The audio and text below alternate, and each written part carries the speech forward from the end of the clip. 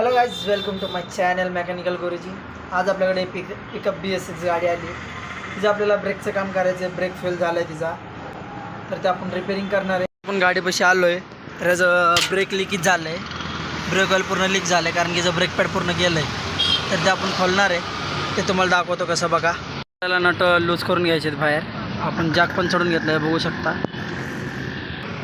Tyre आपल्याला बाहेर घ्यायचा हवाला राईट साईडचा। हे बघू शकता, पूर्ण पिस्टन इथं दबलं गेलं आहे। ब्रेक पॅड वर आलं आहे, सगळं ब्रेक पॅड गेलेलं आहे। आपण ब्रेक पॅड आणि डिस्क दोन्ही चेंज करणार आहे। याचं मला असं कॅलिबर आतमध्ये दाबून घ्यायचं आहे। डिस्क बेरिंग ब्रेक पॅड सगळं आणलं आता आपण। तर आपण इथं फिटिंग करणार आहे। हे बघू शकता, डिस्क लावलं आहे, बेरिंग पण लावलं आहे आपण, हे ब्रेक पॅड पण आणलं आहे आपण नवीन। आता हे सगळं आपण इथं फिटिंग करणार आहे। डिस्क आणि बेरिंगचं आपण फिटिंग करून घेतलं आहे। ब्रेक पॅड पण आपण फिटिंग करून घेतलं आहे। आता आपण याचं थोडं एअर काढणार आहे, मग आपण टायर बसवणार आहे।